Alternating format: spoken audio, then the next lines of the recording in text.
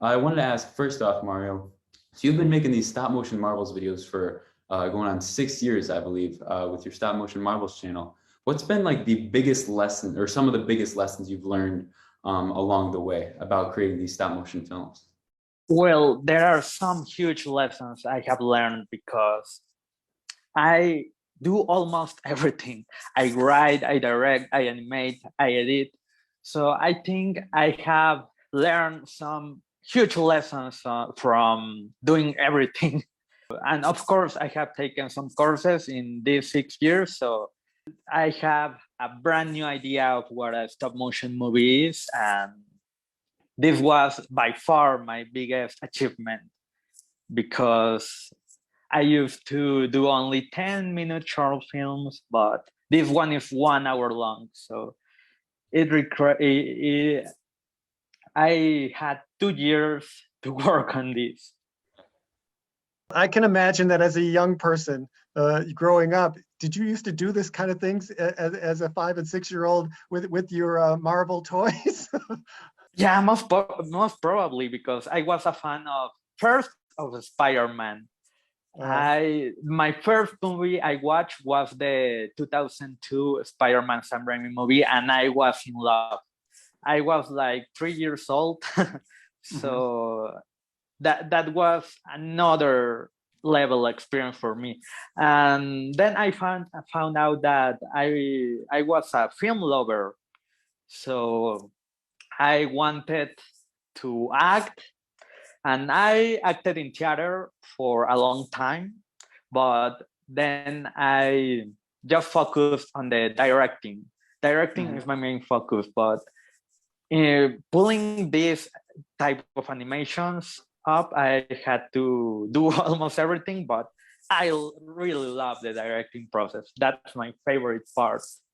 You talked about the early 2000s Spider-Man film. Were there any other comics or films that specifically influenced your creation of Black Widow Forever Red?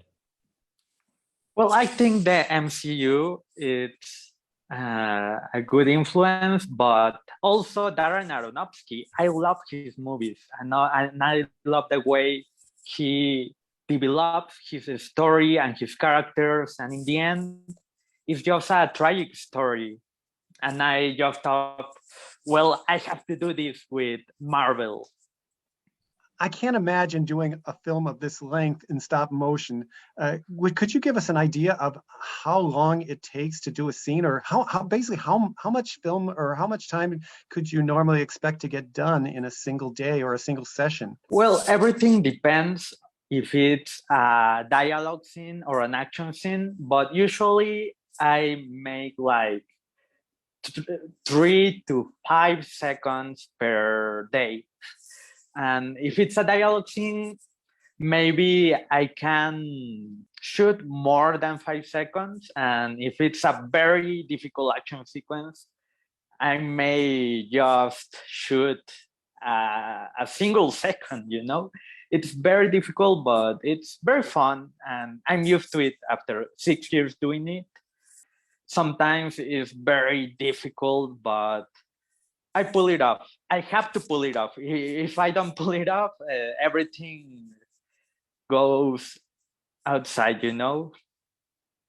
And Carissa, how did you become involved with this project?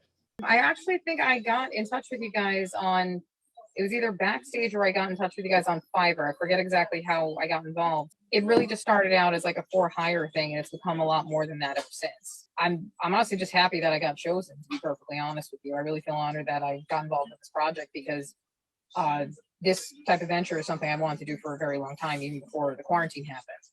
So the fact that this was really my first job really holds a special place in my heart. And also I do have I did kind of develop a love for a lot of these characters. So that's another thing that I really enjoyed.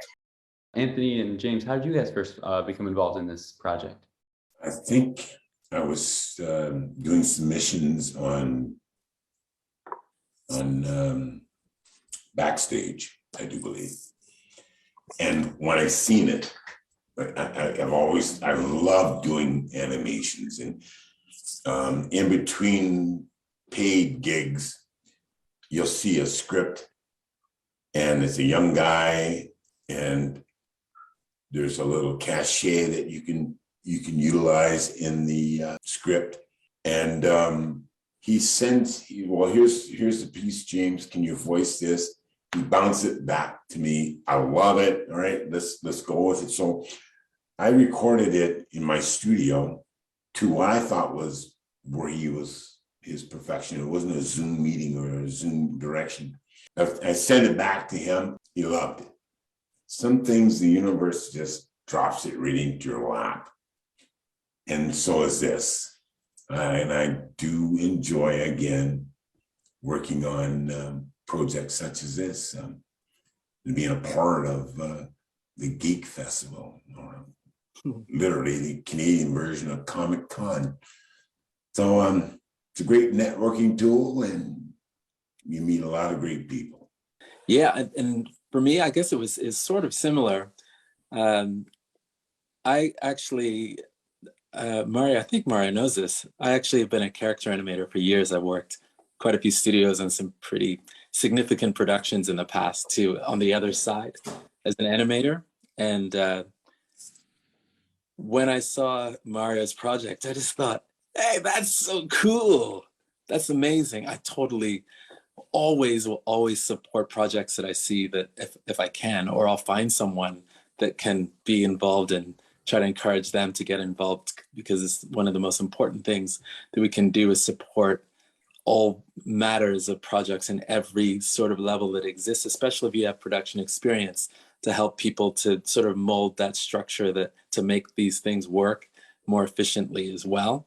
So getting involved to me as an animator, and then understanding what it would take, because I know what it's like to animate something from voice stuff that comes through, and how much easier it is to animate characters when the voice work is done properly as well. So really wanted to get involved because I see so many interesting projects out there, but this was great. And I just thought, hey, I wrote Mario a message. I think it was on Star Now.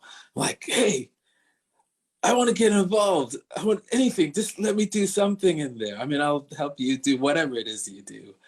And yeah, voice stuff for me has been, it's great. I mean, I've done that for a little while. So when I had the opportunity to work with Mario on this, I said, yeah, whenever you got something, just send it. Don't ask me if I want to do it, just send it, send the script. I'll get it recorded, send it back to you, and whenever I can. And it's just, yeah. So I'm still saying to you, Mario, when's the next one? You know, I'm ready for whatever it's Daredevil or Banner or whoever. I'll be that, the Hulk, all of the above, you know. So yeah, got involved, really happy.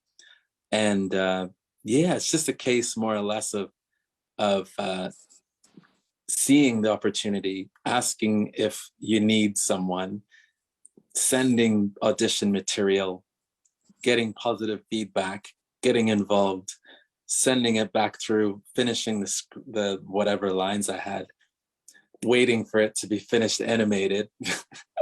And yeah, here we are. This is my first time in, I have participated in a dubbing project. Normally my work is focused on music and theater, but Mario is one of the best directors I have ever worked with, and he was a great support for me.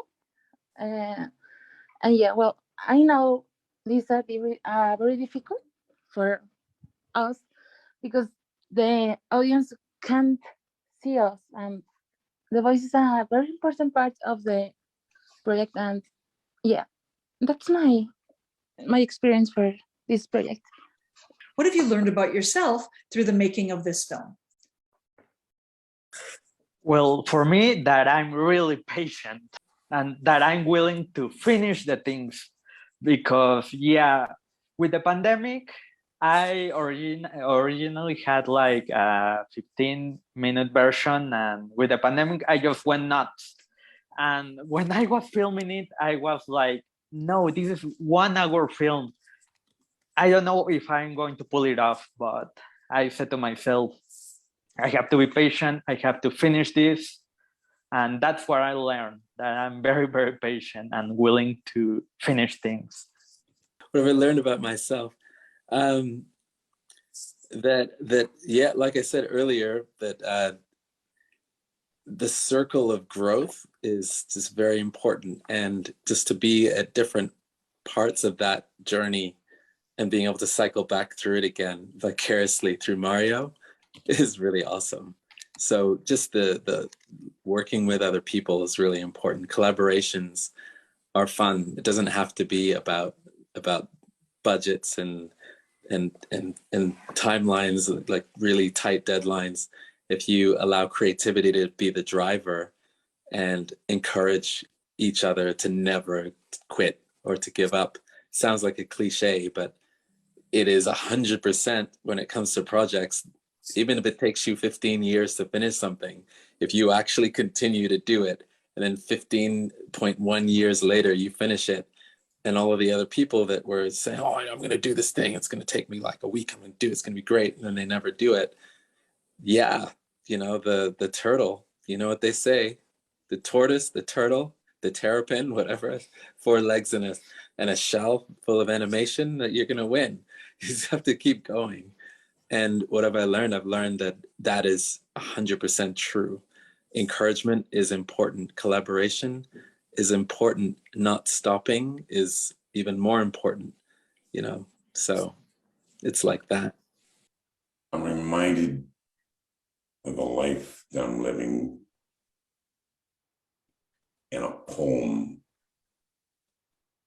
For those who live in a world that is open to all the lessons that the creation has to teach, the right lesson will come at the right time, no matter whom the necessary teacher is. And for those who live in a world in this way, the earth is a magical place of constant marvels. That's what happened.